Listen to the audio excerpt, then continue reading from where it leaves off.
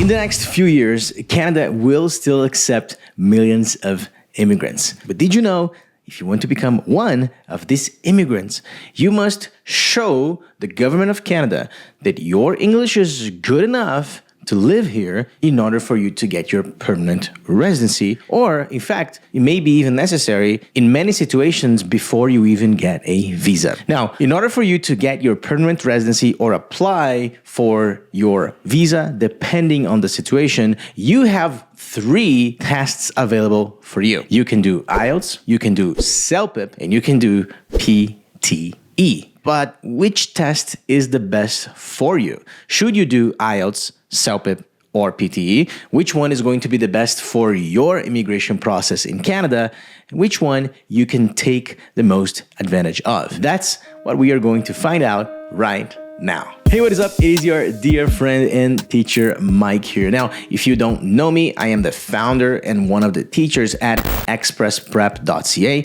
We are an online English school focused on improving your English and also helping immigrants succeed in Canada by getting an awesome CELPIP score. Now, if you are an immigrant and you are in Canada, or maybe you are trying to immigrate and come to Canada, you may have already found that you need to take one English test for your immigration process. Now, the English test is mandatory, and you have a French test that you can also take. That one is optional unless you want to do a specific French immigration process for the province of Quebec. Any other province, and in fact, the whole Canada, will have English as the only mandatory. French is optional. Now, in terms of English, you have IELTS, CELPIP, and PTE. Those are 3 different tests. They are very different, but they are all accepted for immigration. So the question is, which one is the best? So what we're going to do in this video today is we're going to make a decision on how we can decide which one is the best based on 5 very important factors. So number 1, price and risk. That is, how much do you even have to pay to take any of these tests, and are they high risk or are they low risk? When it's very hard to do the tests and you may fail many times over and over again, that is very high risk. Low risk means that you can learn the test quickly and you can get a better score much quicker. Point number 2 is the technology of the test. So how does the technology work? Does it work well? Are there problems with it? Number 3, the speaking part of the test. Now, this is one of the hardest things because most people have issues with speaking. So that's why I'm going to explain how it works in each one of those exams to show you the difference. Number 4, the anxiety that you may face during the exam and the time management. So how easy it is to control your nerves, control the time, and how can you manage it during the tests. And point 5, do any of these tests have anything special to them, which is what I call the unfair advantages. So first, before we start, I want to make sure you understand something very important, and that a proficiency test, either CELPIP, IELTS, or PTE, they should not give you a different score. For example, if you can get a 7.5 on IELTS, you should get a 9 on CELPIP, and it would be equivalent. But in reality, that's not what really happens. If you play your cards just right, and if you know how to select the best test for you, you may be able to gain some advantage by choosing the best test for you. And that's the point of today's video. So let's get started. First, price and risk. So let's start with pricing. It's important to understand how much each test costs so that you can understand which one you want to do based on your budget. So PTE is, of course, and unfortunately, the most expensive. It runs you at around $340.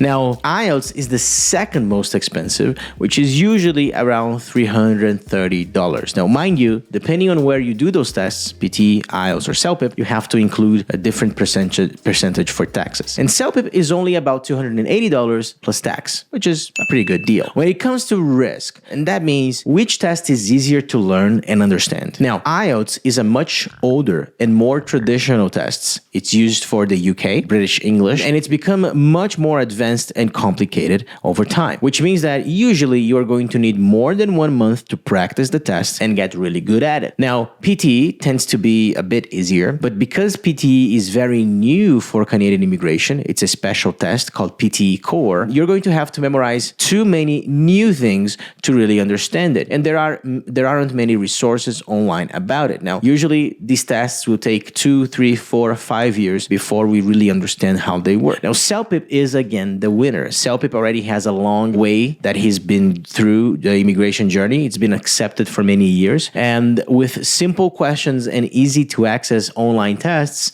although the online tests are not free, you can get a very good feel for the test very easily. So CELPIP wins here again. Second, the technology. So when doing a test like this, the technology of the test is actually really important because you can sometimes do it on paper or a computer. Now, IELTS is a much more traditional test, and they usually started using a paper-based exam. And that's why I'm not a big fan of their online or through the computer exam system. I think the computer test on IELTS is not the best, and compared to CELPIP or PTE, it is the biggest loser here. Now, both CELPIP and PTE have a very good, easy to use technology. Even if you don't know how to use a computer, or if you've never used a computer before, you can still get easy scores on CELPIP and PTE. But CELPIP has something different, which is amazing. Just when you're doing the writing of CELPIP, you get something called a spell check, which is the test telling you when you made a mistake during your writing, and you can even fix it.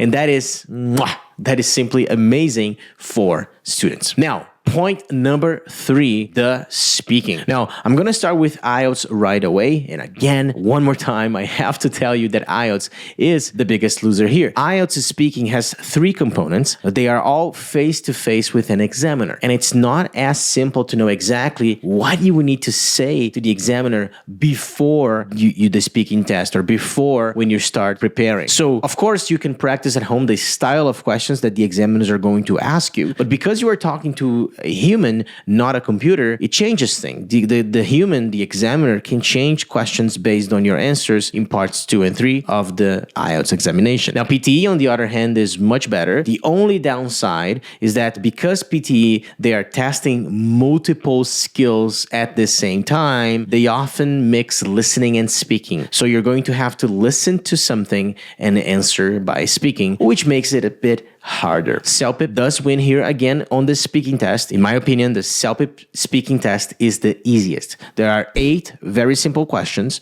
and once you read the questions, you have about 30 to 60 seconds to answer them, which is much more time to think than both IELTS and PTE. Our 4th category here is anxiety and time management, and it's all about understanding which test helps you do the test better, less anxious, and with less anxiety. Now, IELTS has reading and listening with 11 different question types. And in order to do well, you need to learn each one of those, and it includes even spelling the answers on listening and reading. So I find that IELTS give students the most anxiety. You can tell me in the comments if you've done IELTS, if you felt nervous doing it. Now, PTE and CELPIP, I would say that they are tie here. They are a good tie. Both of them are well done with not so many tasks that make it so complicated for the students to get really nervous. What I do think that CELPIP is a little bit better here once again is that during the writing part of CELPIP, you have a lot of time to complete both tasks. Usually, what I recommend to my students is that using the writing of CELPIP, because you have that extra time, that's a good time to relax, take a breather, because the next part of the test is going to be the speaking. So it's a good moment for you to relax, take a breather, or even go to the washroom. I would say that PTE and IELTS, both, you don't have that much time because you have to keep working on the questions. So CELPIP has a small advantage there. And then finally, out of the 3 tests, do we have any of them with an unfair advantage? What is something that one of these tests have that the other ones don't? And CELPIP has 2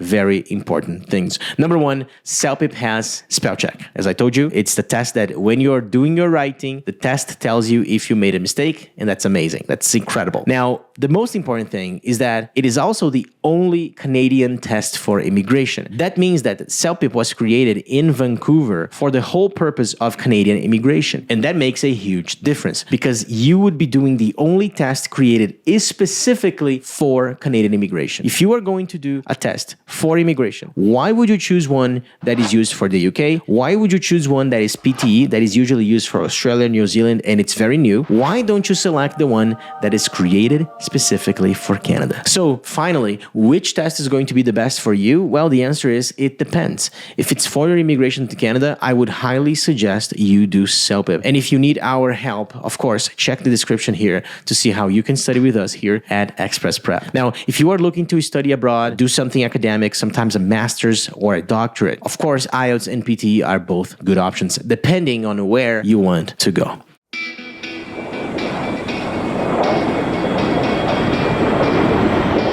So hopefully I was able to shed a good light on this. And that is it for today's video. All you gotta do is leave a like here if you've loved it, subscribe as well, or let me know in the comments if you hated it. I would love to know. So that is it from me. I'll see you guys in the next one from your dear friend and teacher, Mike.